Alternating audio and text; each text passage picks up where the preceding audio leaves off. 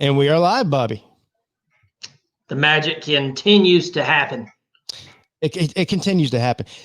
Bobby, do you know what today is? I mean, I know you know what day it is. It's Tuesday, and it's September 1st, which are two amazing things on their own.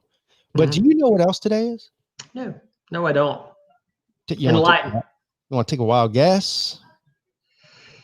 Your wedding anniversary, and you're on here with me instead of with Mrs. Peete? No, it's not it. I'm horrible at guessing stuff. Right. I really am. It's the 10th episode of College Football Talk with Pete and Bobby. When I turned 10, this tells you, I mean, I've always been a nerd, and this will show you why. When I turned 10 years old, I looked at my mom and dad, and I went, I'm 2 whole hands worth. And my dad looked at my mom like, yeah, he's not going anywhere. Nowhere. Yeah. Well, 10 episode. Wow, that's crazy, man. So here's to 10 more, buddy. Now, have you ever? This is probably a dumb question, but everything I ask is dumb. Have you ever taken a nap before, like in the evening time, and then you woke up and you thought it was the next morning? Yes. Is that not the most horrifying, odd, off-kiltering feeling a person could ever have? Yeah. So that happened to me tonight. Really? Yeah. I know people are already going to be making fun of me in the chat here. People are starting to come in here. Tiger Cat, Tiger Nation, what's up? My brother for life, Ballard Sports Media, Slim Shady Canes, Bo Weevil. Yeah. So I went down. So I was exhausted. I was up really early this morning. I was up really late last night, up really early this morning, and had a long day today. Anyway, none of that matters. Point is, I knew we had a show at 9, and I was like, either I'm going to be half dead during the show, or I got to lay down for an hour, and that was it. I had an hour. I set the alarm on my phone for an hour later, so I made sure I would wake up for the show tonight. So I lay down in the bed. And I wake up like 55 minutes later, and it's dark. and I roll over. I roll over, and Mrs. Pete's not laying next to me. Dog's there. Dog was laying there snoozing away. I roll over. Mrs. Pete's not there, and I sit up in the bed like real frantically, like where's she at, you know? And it took me a good 15, 20 seconds to realize that it was not the next morning. Oh I'd only been asleep for 45 minutes. God, what? Oh God, that is the worst feeling. Many, many years ago, when I was living at home, it was a Sunday. So I had played somewhere earlier that morning, got up really, really early, and I'd been up really, really late the night before. You know, might even played a gig the night before and then played that morning. So it got to, I don't know, 5 o'clock. This is like later in the year when it gets dark earlier, you know. I fell asleep in the living room floor watching TV. Or no, it wasn't even watching TV. I don't even know what it was. I just fell asleep in the living room floor. And when I woke up, it was dark and somebody was pounding on the door, hitting the doorbell. Right. That somebody was my mom, because I was living at home at the time, you know, many, many years ago. I woke up in a panic. Everybody make fun of me for this. If you don't, you are missing a great chance. My mom said, I'll quote my mom. She said, all I heard was nothing, and then it sounded like somebody took off running. I woke up in a panic and like shot down the hall, like what's going on? I mean, because I thought it was the middle of the night and somebody's beating on the door and hitting the doorbell, and I panic, and then I realized it's 7:30 Eastern Standard. No big deal. Yeah. No What time did you wake up? Me tonight? Yeah. At 8:30. So 30 minutes before the show started.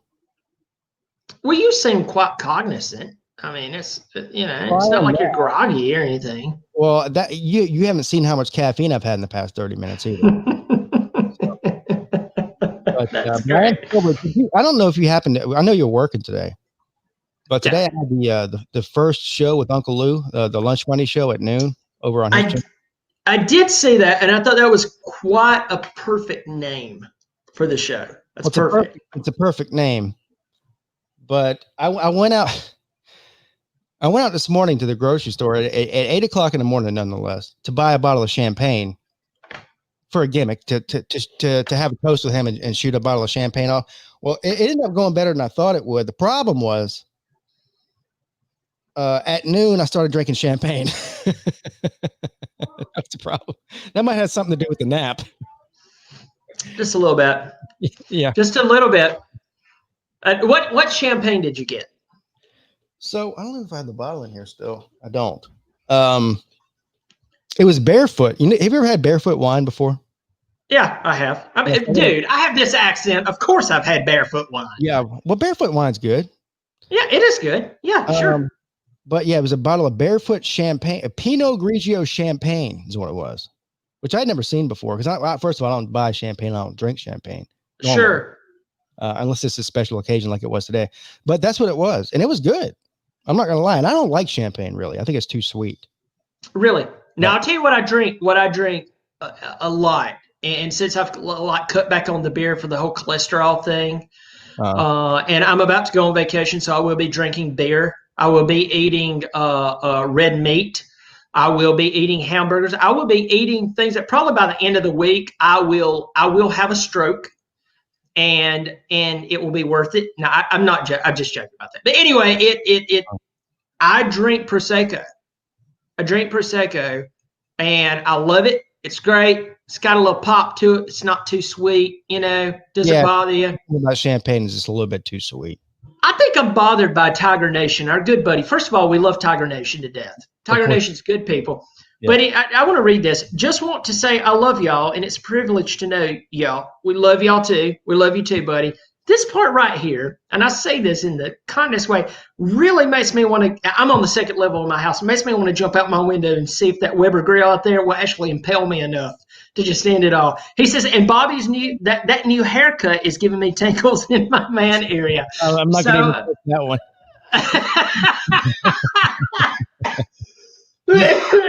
He's definitely trolling you. Kenneth C. says, Pigskin Pete and Bobby Durkins, thanks for bringing me some peace and laughs, getting through some things. Kenneth, first of all, thank you for watching, and I'm glad we can bring you some laughs. And I don't know what you're referring to. Obviously, you're going through something that we don't know about, and all I can say is I hope that you get through that peacefully, sir. But thank you for the comment.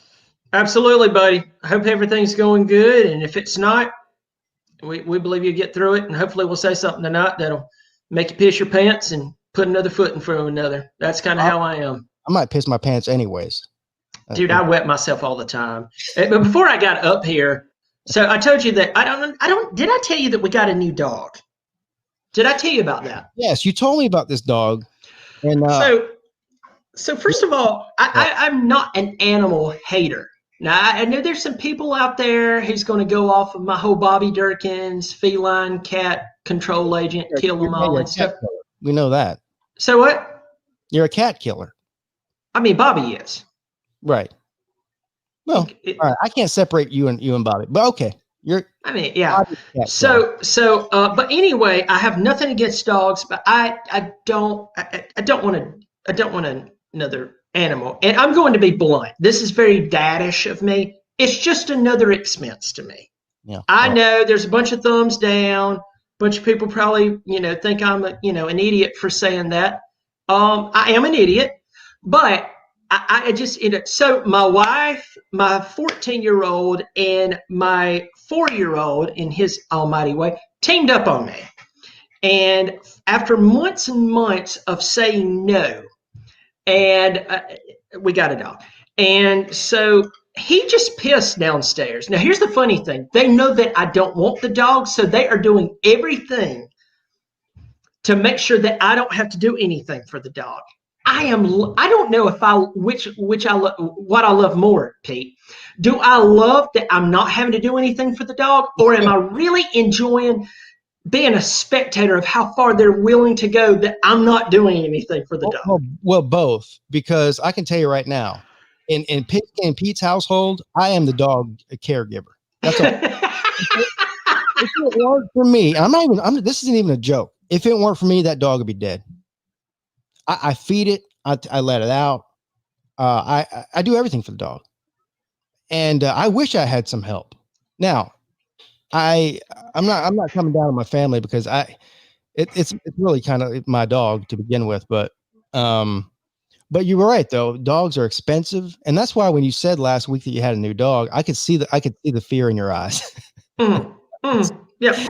You knew how much it was going to cost, and you knew that first of all, when the dogs first come along, it's a novelty for the kid, especially for the kids, right? Oh yeah, That novelty wears off. it So does. right now you're enjoying the fruits of their labor, but how long will that last? I'm guessing a couple of months. Now I don't know about Mrs. Bobby Durkins. She might take the slack when the kids lose a novelty. I can see the look on your face right there. You're not thinking so, though. I want to tell you this, my friend. I believe you're 100% right. And the hell that I'm afraid of doesn't have a bunch of fire and tickling my feet with the flames with the, red devil running around. No, my concern is that one day I'm going to walk down, the novelty has wore off. And in that moment, you're looking at the last poor soul who would take care of the dog. No, I mean, I imagine they just love the dog. They love the dog. So here is how I'm combating this. I'm serious, y'all. I know some of y'all think I'm doing this for entertainment purposes. I swear to you, this is true. Real. I can tell just by the way you're talking about it. I am serious that I am looking for an animal that is somehow parallel to me. And I am going to bring that animal in this house, and it will be a priority. It is going to shake the foundation of my household. And you think I'm joking? God as my witness. I'm looking at everything. A peacock, a deer, a parrot. Did you know that they actually have these little, it's like leashes for parrots. And my wife thought it was a joke until her mother, who loves birds, by the way, and it totally earning points with her. You happen to know that? Yes. Yeah. Have you seen, I saw a video on Twitter, this guy walking his parrot across the street and the thing was flying on a leash. I never seen this such a thing. It's now, beautiful. Before we move on to football, when are we going to get a look at this dog of yours? Well, I'm upstairs. He's not allowed upstairs. Okay. So you're saying never then? Maybe that's how I planned it. Okay. What kind of dog? It's a Catahoula mixed with a lab. It's what a Catahoula is. It's really pretty dog. So there's like a pure Catahoula has like all these different colors in it. Like his sister, get this. Oh, I think I do know what you're talking about. Yeah. My sister-in-law adopted his sister. So they actually got together today, and the two dogs played together, which I'll have to say, I'm not some stick in the mud. Softy. That was cute, wasn't it? It's. I mean, only way it gets any cuter if I put a bow tie on. Yeah. But but yeah, I mean, it's cute. But he is dark, and he has like these light brown spots around like his snout and his paws. I mean, he's a pretty dog. He's pretty, and he's very well behaved, very smart. Yeah. I mean, like, he gets big. He gets big. He's not like a Doberman, but he's going to get big. Probably bigger than a lab. So are you bigger than a lab? I would probably say so from everything that I've read up on them. Yeah. Well. Here's what I'll tell you. I know you didn't want the dog. Give it some time, because eventually you're gonna love that dog, and then of course, God forbid, eventually dogs die. I mean, hopefully it's a long time from now. You're gonna be heartbroken. Yeah. So, yeah. Anyway, we'll move on. Kenneth C says, "Thank you guys a lot. I lost my home due to a fire. Just got a new rental. First time I came in a couple weeks. Well, that's terrible. No, I'm sorry to hear that, buddy. Sorry, dude. Yeah, I mean that's awful. Well, praying for you, dude. Really am. Definitely. Hope everything works out, man. Definitely. All right. Now, as far as football goes here, we're only 12 days away from Clemson kicking off. They said it couldn't be done, Bobby. They said COVID-19 came. They said there's going to be no football this year. But guess what? 12 days away from Clemson kicking off a live football game. Now, there won't be anybody there. But that's a normal Wake Forest game. I mean, at I home. was waiting for that. I was waiting. Yeah, like Clemson walks in, they're like, God, this is awful. Wake Forest walks in and goes, what are you talking about? Yeah, and the other thing is Wake Forest is losing, or not losing. They already lost Jamie Newman, which is I feel like one of the most talented quarterbacks in the country, certainly in the ACC. He transferred over to Georgia. We'll see what happens with him there. But Dave Clawson, to me, I put him in the same category, a younger version of David Cutcliffe. Mm-hmm. Gets the most out of the least. I really like Dave Clawson as a coach. Yeah. I like that dude. He's one of those cats that you look at him and I know this is a topic for a whole nother, and write this down because I think this would be a great topic for next time or another night. Chris Peterson. Chris Peterson's one of those guys who, I mean, when you look back in the past 25 years of college football, you have to look at Chris Peterson and go, wow. I mean, but there's almost, and I've seen this with a few other coaches, and I have to make my list out just to, really, validate what I'm saying. But you see them stick around at a school a little too long. I think Gary Patterson's one of those guys. I think that Gary Patterson, had he moved on to bigger, better things, even though DCU, they did what they did, blah, blah, blah, blah, we see him start to fizzle out. We saw how Chris Peterson did at Washington, and then just out of nowhere stepped down. Then we look at someone like Dave Clawson. He's not old, but he's not young. I think this is the time for him, for Clawson, to make that change to somewhere else, or else this is the plateau. You know what I'm saying? I think this is plateau. But as far as a coach, oh my God. I mean, this guy right here, he can get a lot. He had that Wake Forest team looking great last year, and bar a few injuries, man, they would have won a few more ball games. Well, you're right about the plateau, and there's nothing Wake Forest can do about that. It's not a football school. I know that if there's, I don't think I've ever seen a Wake Forest fan on here, but if there is one, it's not a knock on you. It just is what it is. Same thing with Duke. I mean, David Cutcliffe's one of the best coaches in America. Duke's got a ceiling too. Wake Forest's biggest problem is that they're in Clemson's division in the ACC.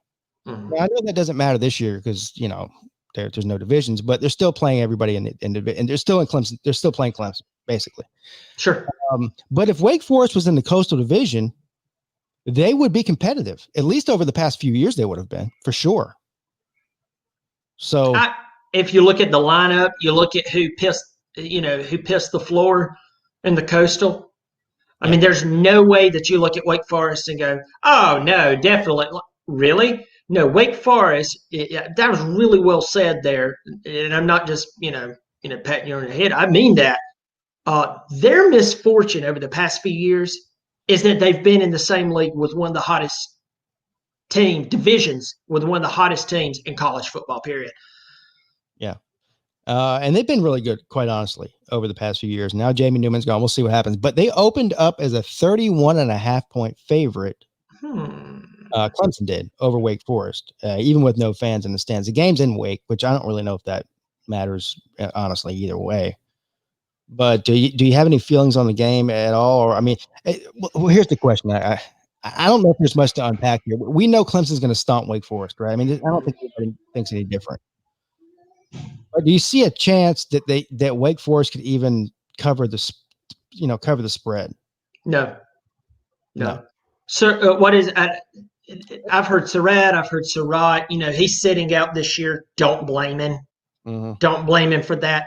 I mean, when Jamie Newman said, "Hey, I'm transferring," if I was him, I don't know his eligibility, his years, and everything. Y'all forgive me for that. I mean, are we really losing much that I can't remember that?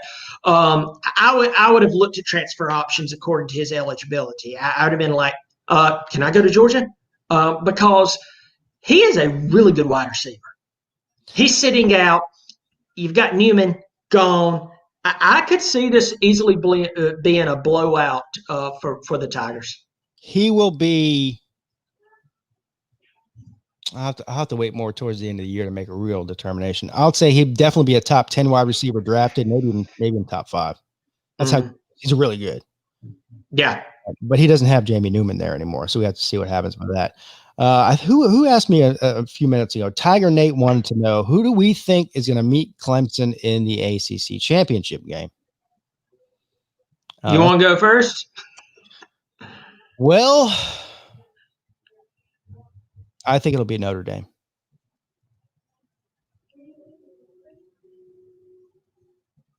Yeah.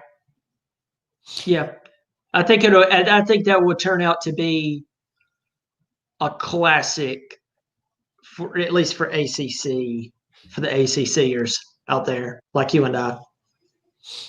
Even though I'm not a big conference guy, how you've heard my rant on that. You don't want to hear it again, but I've seen a lot of people on sports writers and things, which I don't take much of what sports writers say to heart anyway. That most of them seem to have an agenda. Now, there's a few that I respect and all that, but most of them seem to have an agenda, political or otherwise. I've seen a few people say North Carolina, and that's who I would go with number 2. If it wasn't Notre Dame, my second choice would be North Carolina. Mm-hmm. Kyle Papik. Let me put it up on the screen here. What's up, Kyle Papik says, will any of you do a live stream reaction during the game? Well, Kyle, it's a great question, because I do live streams during most Clemson games on Saturdays. I'm not sure if I take that back. I'm probably about 90% sure I'll stream that game live during the game.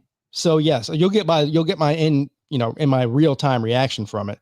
What about you? I know, Bobby, you do reactions to almost all the Clemson games, don't you? So for me, what I'll do is I will just show up before the game, sporadically during the game, and then at halftime, and then sporadically, and do a recap. So it's kind of like if your stupid cousin would call you every now and again and be like, "Hey man, did you see what happened?" Well, yeah, that's kind of what I do with Bobby. But I know that you do the whole live stream thing, and I'm going to tell you this: for anybody who has ever thought about doing that, that's pretty tough. That's pretty tough. I don't consider myself to be some sort of expert play-by-play. I'm not. But that's not why I do it. I do it more because I just want to have a bunch of people there to watch the game with. It's like watching. It's like, first of all, here's what I'll tell you. Do you ever go to bars and watch football games before? Clemson games? I mean, I've watched a couple at bars. In the past. Yeah, I've watched a few in the past. My most memorable, and I know you didn't ask about this, but let's just go there. It was 2011. Clemson went to Blacksburg. I was at the game. You were at that game? That game, it was like 30 degrees and raining sideways. We won like 20-3. Mike Bellamy and Sammy Watkins was playing. Yeah, it was like 34-17, I think, if I remember. It was something crazy like that. And I was sitting at Carolina Ale House, downtown Greenville. By the way, this is not sponsored by them. This is not a plus or minus against them. But I was there, and I hung out. People ask me that all the time. Did they pay you to say that? No, I didn't. But I wish they did. But I went there. That was one of the last games, believe it or not, that I remember. Everything else I watch at home, and most of the time I watch all my games alone, or I bet who I'm watching it with. So, yeah, I was at that game in Blacksburg. First and only time I've ever been there. My father-in-law got us tickets because he lives up in that area. Lives pretty close. Okay. And it was a great time. For anybody who hasn't been to a game in Blacksburg, if you could ever go, it's fun. And first of all, Blacksburg is a beautiful campus. I've heard that it is incredible up there. It is. Now, I will tell you one thing. First of all, the entrance is really cool. They entered the Sandman thing. There's one really annoying thing that they do there, though. And I don't know if people know this. What? So on third downs, everybody pulls out their keys out of their pocket and shakes their keys. So you got there's like 75,000 people in that stadium or whatever. 75,000 people shaking their keys in your ear. That makes me want to kill myself. Almost, and not quite as bad, but it's almost as bad as that damn cowbell down at Mississippi State. Oh God, how awful! Yeah.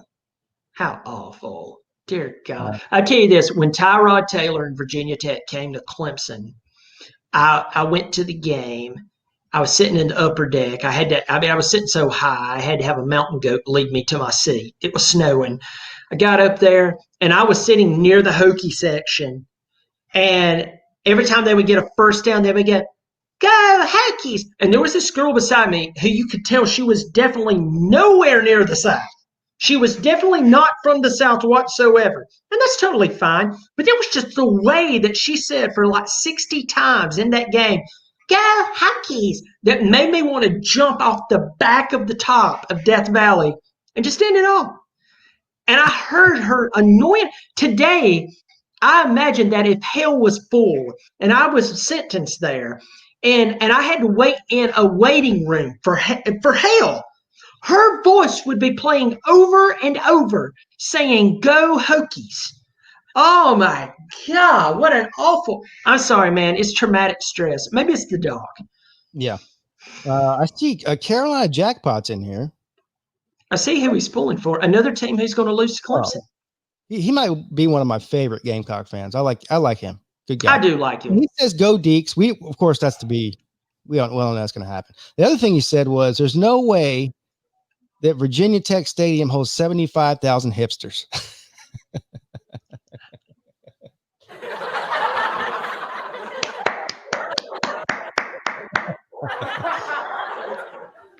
I like that. Unfortunately, Carolina Jackpot, it does. Believe me. You think Clemson's country, because you know that's the number one thing with the Gamecocks is they always talk about how country Clemson is. Go up there to that game. You've never seen more camouflage. You wouldn't see more camouflage at a hunting convention than you would at Virginia Tech's game. Believe me. So here's really, really worthless information. I was looking this up. So I'm a huge Andy Griffith Show, big shocker, fan, the Andy Griffith Show fan. But I was looking at Mount Airy because Mount Airy, that's the town that Mayberry is based off of. Andy Griffith's from there, blah, blah, blah. And so my wife and I were thinking about taking the kids up there on a day trip. And Frank Beamer is from Mount Airy, North Carolina. Which, I mean, it's right there on the Virginia line. It's not too far from Blacksburg, actually. Right. Yep. All right. Now, sticking with the ACC real quick, before we get to the mess that is the Big Ten. Holy Christ on that one. But so they have approved, the ACC has approved pumping in fake crowd noise for the games since there's going to be either no fans at some games or a limited amount of fans depending on which university you're talking about. Now, I honestly, I don't know. I haven't gone through every team and studied which teams are allowing how many fans and all that. I know Clemson's capacity is going to be right around 17 to 20,000 is what I heard. They're moving the student section to the upper deck for the first time in history, which I think will hurt. I mean, I don't know if hurt's the right word. Because just in general, having only 17,000 fans is going to hurt anyway. But if you're a student at Clemson, and I've got a couple of them that watch me. I know Jordan Bowman's one of them. DeGoat Watson. Those are a couple. But if you're a student at Clemson, half of the fun of going to the game is sitting on the hill. Mm-hmm. Not going in the upper deck and then having an empty stadium. So I think that's going to hurt them as far as that goes anyway. I don't even know. The students would be better off probably just sitting in their apartment or their dorm and drinking some natural lights or whatever they're doing and watching it on TV than going and sit in the upper deck in an empty stadium. What do you think about that? Well, I think once Clemson experiences the first death of a college co-ed flipping off the second deck and landing in the bottom bowl, they're going to rethink this. Also, I want you to think about this. Have they really vetted the noise that's going to be pumped into this thing? Well, because I just don't want any noise. especially at Clemson, we love our Tigers, but you have the sorority girls and the fraternity guys, and they're from out of town. They're from nowhere near here. I want to make sure that it's truly authentic. Like I want to hear some girls that's like, I don't know, from Pennsylvania or maybe Florida, who's going like, oh my God, he's looking at me again. I want that in the background because I think that's going to throw things off if we don't have that. That's not authentic. That's going to throw our boys off. I'd rather have nothing than, oh my gosh, she's wore that again. She's gained so much weight. Go Tigers! And she starts doing the cheer. That's what I want. Slim Shady James wants to know, is there more meth head at South Carolina or Florida? Now, that's a good question. I'm going to go ahead and say, shit. I'm going to go ahead and say, you don't know. I'm really thinking about this like it's a real question here. I'm going to go ahead and say at South Carolina. Yes. No offense to Jackpot and all the people I am friends with who are Carolina fans, but dear God, I'm telling you, man, when I went to that game last year, Clemson in South Carolina, and I got on YouTube, and everybody thought I was just being funny. I was actually telling the truth. I was just doing Bobby Durkin's voice. I was shocked at what I was seeing around me. I was perplexed at the. I'm like, that's two dogs fighting over a bone. Y'all call this wow. I think that girl is getting pregnant as we're driving by.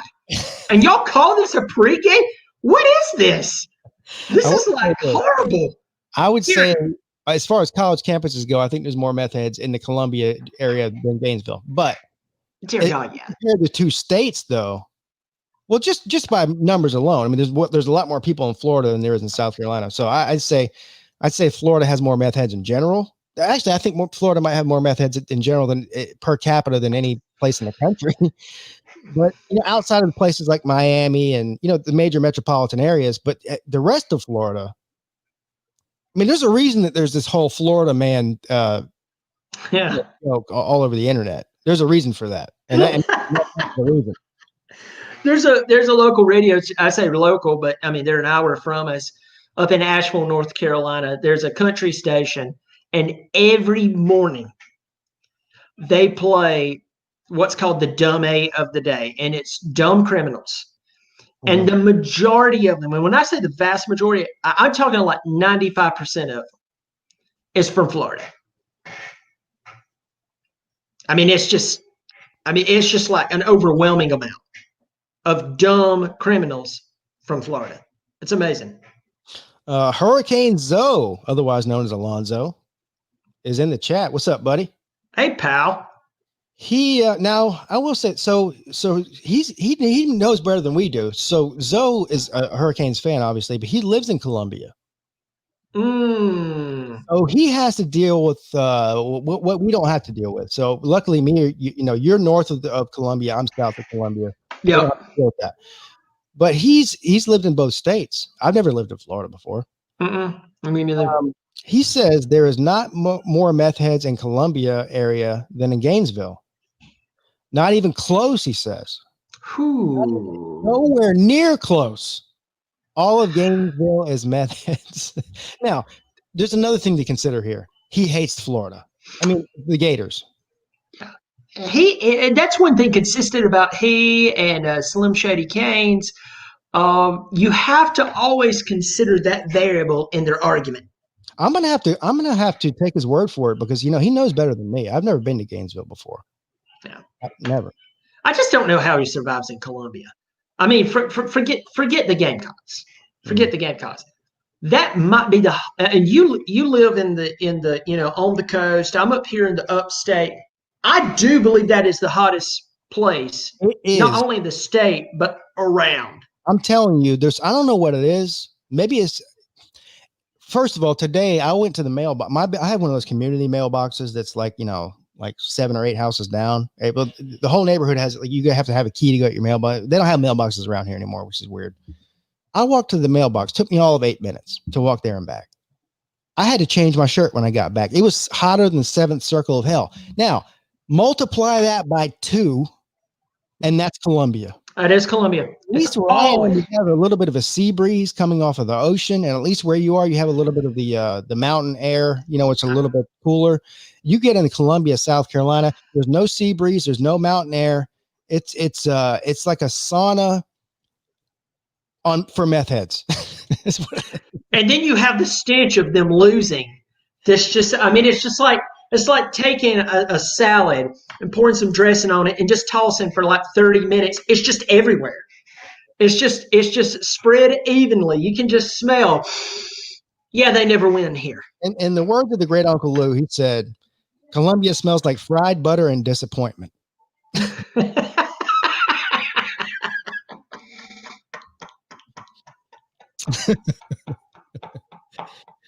All right. Oh my God, that's awesome.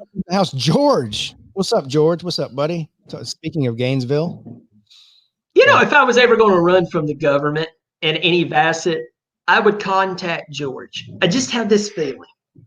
I would just contact George, and I would either be immediately caught or I would somehow escape. George is one of my favorite people, although George is completely off his rocker. I mean, in a good way. No offense, George. You're one of my favorite people on YouTube. All right, so let's move on to the Big Ten, which is, speaking of disappointment and fried butter. The Big Ten now.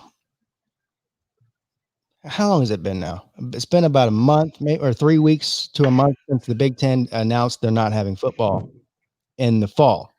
Yep. We're shooting for a spring season, which your boy Pigskin Pete, to my credit, which I love to give myself credit. You've got to. I'm certainly not getting any at home, so I gotta get it credit on YouTube. I said there's no way in hell that there's going to be a spring season, and I still feel that way. Now the Pac-12 is still planning on doing that, or at least they're pretending like they're going to do that. It's not going to happen, folks. All right, if they're not doing it in the fall, they're not doing it in the spring. And it was like 4 or 5 days ago, there was rumblings about the Big Ten considering. So first of all, let's back up.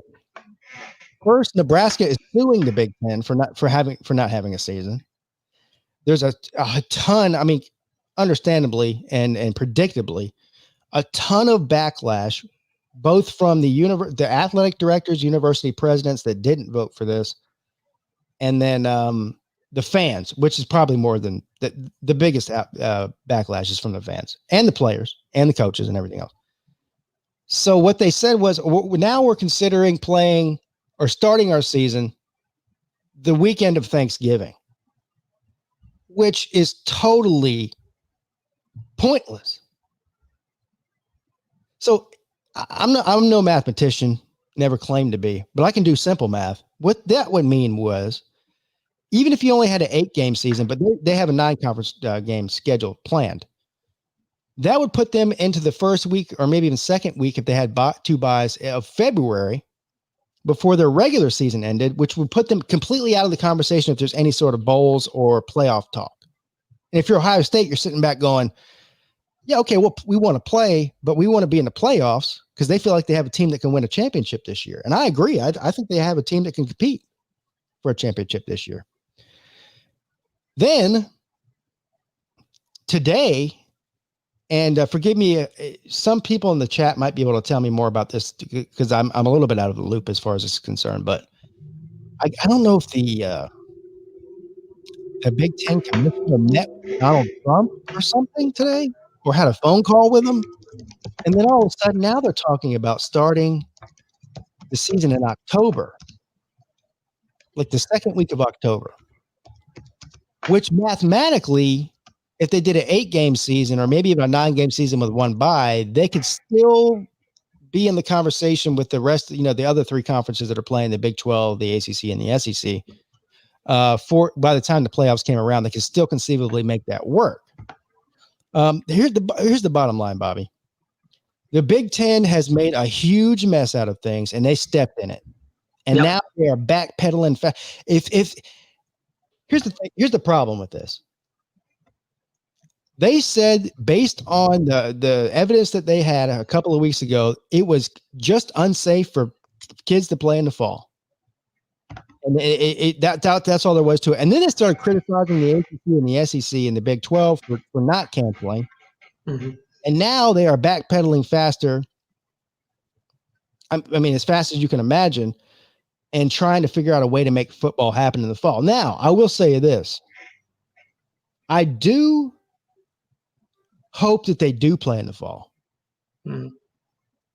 But I don't even know. I just don't think it can happen. Based on everything that they've said, they would have to just come out and say, look, we screwed up.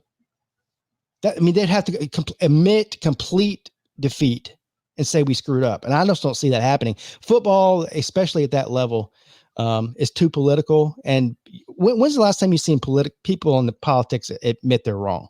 Never. Mm-hmm. No. It's not a good platform to admit that you're wrong, though there's much virtue in admitting when you're wrong. Right. I just don't see it. Here's something, and I'm totally out of the loop on this. And between you and I, all jokes aside, we love to talk about how Clemson just has absolutely over a very long period of time has dominated Ohio State in different eras, and it's hilarious and it's funny. And trust me, I'll roll in the floor laughing, gut laughing about it. But if I'm an Ohio State fan, it's sad. I mean, it is a really sad moment to be an Ohio State fan when you consider that not too terribly far from you, Notre Dame's playing. Yeah, it's not just Ohio State either. It's Michigan and Penn State. Yeah. But when you think about that, but have they been? This is what I was saying just a second ago. So forgive me, I hadn't even been paying attention to it. Really don't care about it. Have they continued to practice during this time? Yeah, or run drills? Yes, they have. Okay, so they were anticipating a possible overturn. So that's smart on the coach's part. So that means they would be ready to hit the field. I just think that this is just a classic overreach. I don't care who's in the Oval Office at this time. I care less who it is. They spoke with somebody and said, "Hey, you might want to consider it.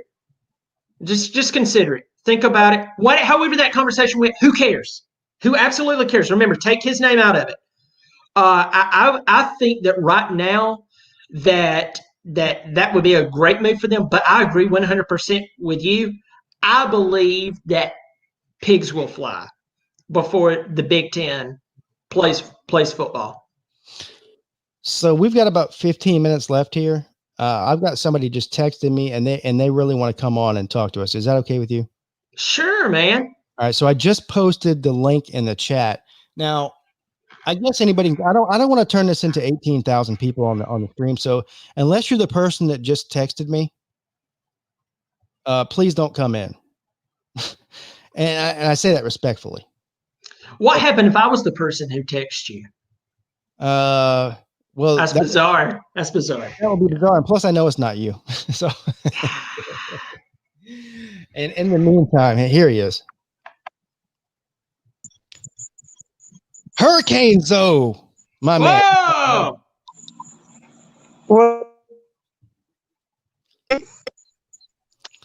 What's up, man? You were breaking up a little bit there. Can you hear me now? Yeah. Hey, buddy. Hey, what's going on, my friend? What's good with you? I got my cowboy hat representing Miami. My cowboy hat representing Miami. Hey, first off, I am going to tell you, I'm from New York, born and raised in Harlem. I lived in Florida, and I live here. Columbia is actually a beautiful area, especially Northeast Columbia. It's a beautiful area. You can afford to live really, really nice on a low salary, which you can't say that about a lot of places. Yeah. My house here is about 260, in Florida it'd be like 600 million. So you can't. But there are more meth heads in just Gainesville alone than there is in the whole United States of America. Here, they're meth.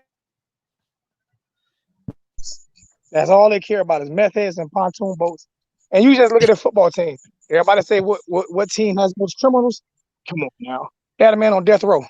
True. I mean, and their quarterback was molesting babies. So we're gonna leave that alone. But not and in a serious note, we had this discussion on my channel the other night, last night actually, about Clemson and about Miami playing Clemson. And I told people flat out, and I'm just a realist, and a lot of Miami Hurricane fans get upset at me because I'm a realist. I told somebody, if you are betting your house on it, you're not betting on Miami. There's just no way. There's no way this year. I don't care how much of a fan you are. What's the definition of fan? Short is fanatic. You have to be a real fanatic to bet your house on Miami beating Clemson this year. You just cannot do that.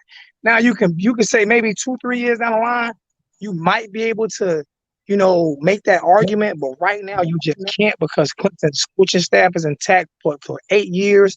Their players know each other, their cohesiveness. We're not ready for that. Plus, just the big game that they've played alone. So I have respect for Clemson. The Gamecocks, Ridgeview High School can beat them today. I have zero respect. I have zero respect for those chickens. I have no respect for a fighting chicken, man. I have no respect for a fighting chicken. Their fans are loyal, but there's actually nothing to do in Columbia, so you have to be loyal because you can't do nothing else here in Columbia except go to the fair and go to the game. So their fans are very, very loyal. But when it comes to the team that runs the state of South Carolina and the ACC, it is Clemson. When it comes to the team that runs the state of Georgia, it's Georgia Tech because Georgia hasn't won a championship since 1980, so they can't even talk to me. You can win as many conferences you want, you still ain't won a championship. To me and Pete had this discussion. I don't care about conference championships. I don't. I care about championships. Rings. Yeah. That's it. I don't care about conference championships. And Georgia is the Buffalo Bills of college football. They are the Buffalo Bills. They're there every year and they lose. So I disagree with you on that. So, but where I stand. I mean, you can't. That's the beautiful thing about talking sports is we can all agree to disagree. What you can't disagree with me on is that they haven't won since 1980. No, I can't disagree with that. No, I mean, when it comes to championship, you care.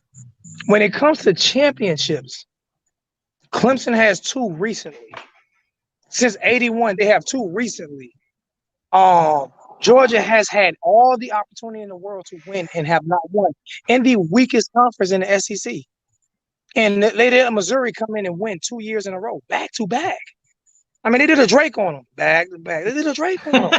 That makes no sense. So you can't consider a Big 10 team coming to a Big 12 to whatever they came from to come in and win the SEC East back to back and say that you're a great program, especially with all the talent that you get.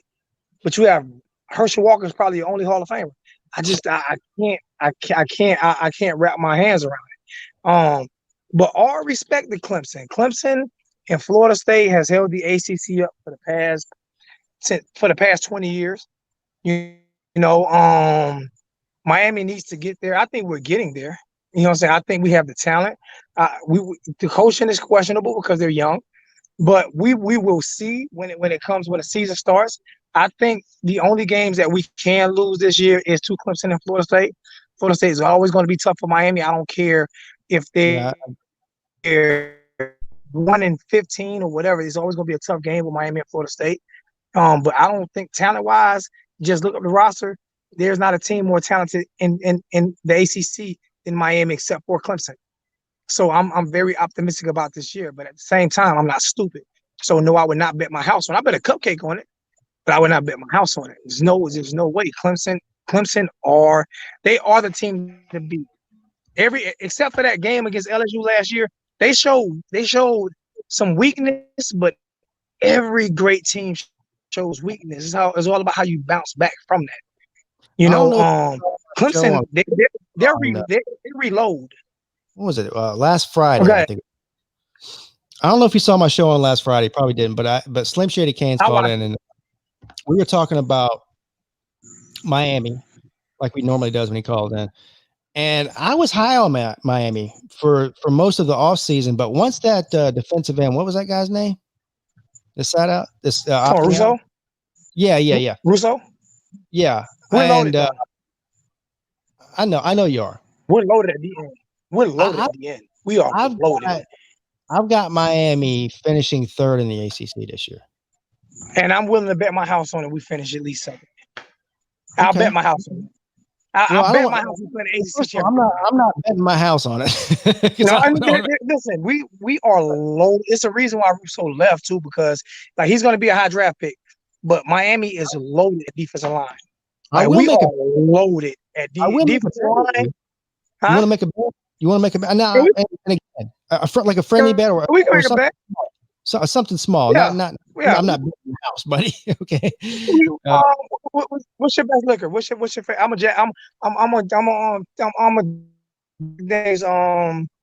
I like my Gentleman Jack.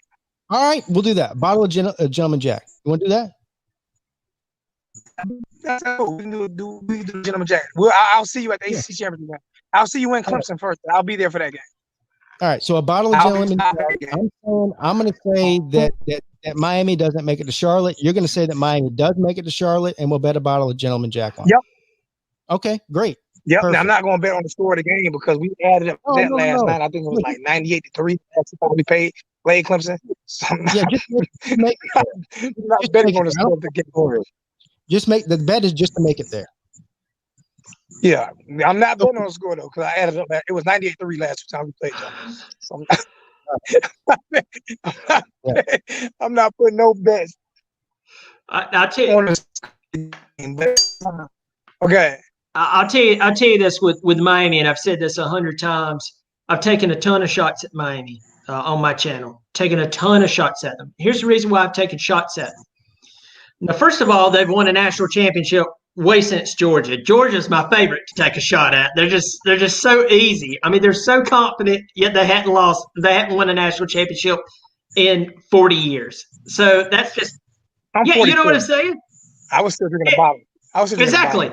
You could pee all over yourself and it was still acceptable when they won a national championship. We have black and white TVs, antennas. Exactly. With for you. Exactly, and so my point in all of that is I've taken shots at Miami just because of the talent pool they can pull for, but I've said this 100 times. There goes a 101. Miami is the sleeping giant. When Miami, whether it's this coaching staff, whether it's another coaching staff, when those guys wake up, what is so nuts, they take over like that. They just boom, they take over. And there's no competing with them. There's no out coaching them. There's no out recruiting them. They just come in and they do what they do. And you really look at guys my age. I mean, I'm almost 38. I think about that period between roughly, correct me if I'm wrong, roughly between 1995, 1996 ish, up until about 1999, 2000, somewhere in there. We see a decimated Miami team, embarrassing. And then what do we see? We see the Ed Reed. We see the great players that came out and played. I mean, it's just a who's who of rosters. That's what I've said about Miami. When Miami gets its act together, it is a sleeping giant. And when that giant wakes up, it dominates and it dominates. It's a heavy fist. There's no competing with it. Zoe, you're cutting out, but I'm back in. I switched to Wi-Fi. I switched my Wi-Fi. I came inside the house. I was outside and I came inside. My Wi-Fi jumped on. No, you're good. You're good. The one thing I can't say, people. Can you hear me? Yeah. Can you hear me? Your last about to end the show. Can you hear me? Okay. Yeah, I can hear you. I can hear you fine. I think the thing that people forget about Miami is the Nevin Shapiro. Like, that is totally forgotten. And we were on like 5 or 6 years of probation. People don't understand that our last year of sanctions was Mark Richt's last year as the head coach. That was our last year of sanctions. We've been on sanctions since like 2012. So when you're on sanctions for that long, the NCAA held us hostage for at least 4 years. 5 years before Julio Frank, the president of the University of Miami that came over from Michigan, decided to write the NCAA a letter and told them, I don't give a damn what you got going. We're not taking any more penalties. We're not taking nothing. You've already punished us enough. So when you're on probation like that and you're able to get Nick Saban to fly in on helicopters and go to St. Thomas Aquinas and Booker T. High, and you're able to get Dabo to come down to Miami and get whatever he wants, and Delvin Cook goes to Florida State, all because the coaches can tell these players that Miami might get the death penalty. So we lost a lot of talent in between that area. But if you just look at this year and last year alone, recruiting classes, once those things were up, you just look at the talent pool that we're pulling in right now. The one thing I can say that I respect about Dabo is when Nick Saban came to Miami the last time and flew in St. Thomas Aquinas and they tried to do that. What is that camp they call what kind of camp they call it when they get to come in and coach the kids, but it's not really a recruiting thing, but it was using it as a recruiting tool. I forgot what it was, but satellite camps. Yeah. The satellite camps. Mark Richt got with Dabo Swinney and all the ACC coaches and said, since they want to come in here and since Alabama wants to come in here and have these satellite camps and Ohio State wants to come in here and have these satellite camps, I would like all of the ACC coaches to go coach at these satellite camps. Every last one Alabama has. And they've stopped that since then. Yeah. And Dabo didn't have to do that. He did not. He could have been like, no, I'm not going. But all of the ACC big time coaches showed up to the Alabama satellite camp and the Ohio State satellite camp, and Nick Saban got upset. But it's a satellite camp, and you can't stop other coaches from coming. No, you can't stop them. No. You know what I'm saying? So, and they signed up to do it. But to be honest with you, man, I think Miami needs at least 2 to 3 more years to even be on that level with Clemson. As long as Clemson has always been Florida North. Like, they've always been able to pick players out of Florida. They have. Always. I mean, since 1960s, they've always been Florida North. They've always been the 4th major team in the state of Florida. They're not even considered a South Carolina team. They consider the Florida team. If you listen to most of the players in the state of Florida, Clemson has always been that team that can come to the state of Florida and pick players for some unexplained reason. I don't know if it's because they're orange and every team in Florida is orange in Florida State. I don't know what it is, but they're Florida North, so they're always going to be a problem. Even when they weren't championship contenders, they were always a problem. Yeah, so that's going to always happen. Yeah, it's happening worse now than ever. Zoe, I'm about to end the show. Thank you for coming on, brother. Hey, man, I appreciate it, man. Hey, man, love you guys, man. Keep doing your thing.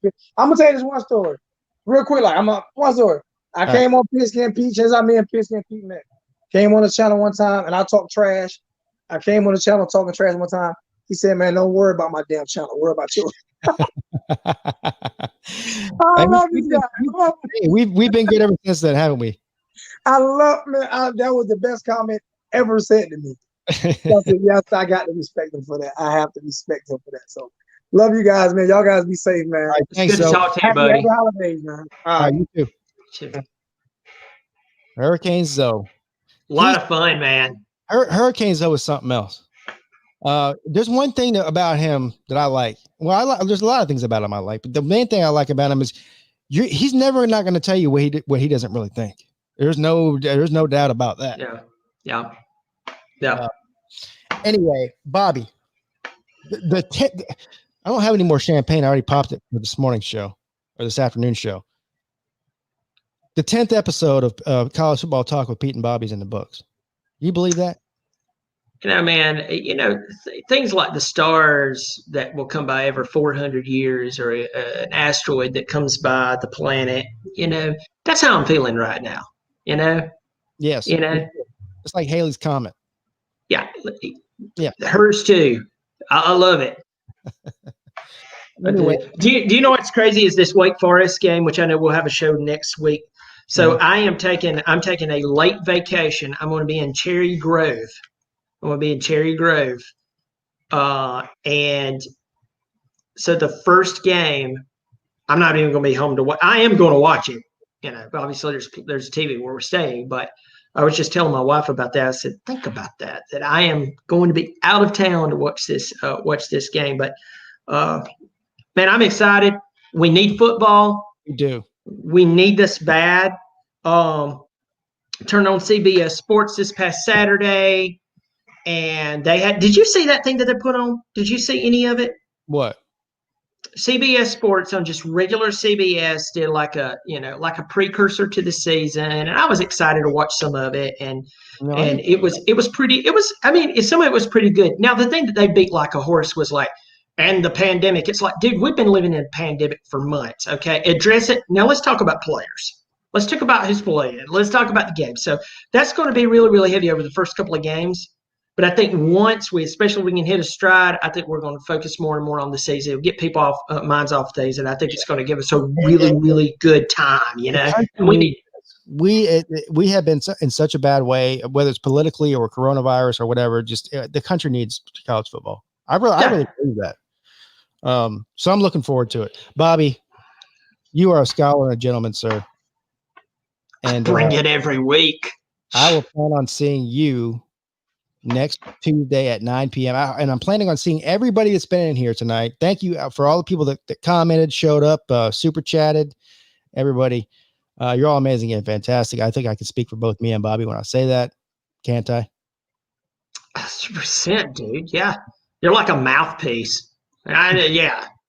Yes. That's weird. Yeah. Go ahead. I'm going to shut up. Hey, but real quick, go ahead and plug. Do you have anything going on this week on your channel or what's going on? BobbyDurkins.com has been put on pause for many, many weeks. And unless something falls through, it should be launching next week. Okay. So I'm very, very happy. The thing I'm going to tell everybody about BobbyDurkins.com, just 30 seconds because I know you got to go. I definitely got to go. So everybody knows Bobby as the crazy Clemson fan. And that's totally fine. I will talk about Clemson. You will see me address me being a college football fan, but and some of the Ed Orgerons and stuff impressions. This is really more about Bobby the person, and I think it's a great way for people to get to know Bobby the person, and it'll be a lot of fun. I'm looking forward to it, and I'm gonna leave it there. All right, everybody. I would love to stay and hang out all night, but I really do have to go. We'll see you next week, and I'll see you guys, everybody, tomorrow night on my channel at 10 p.m. for the Wednesday night call-in show. Looking forward to seeing you all there. See you later, Bobby. See you, buddy.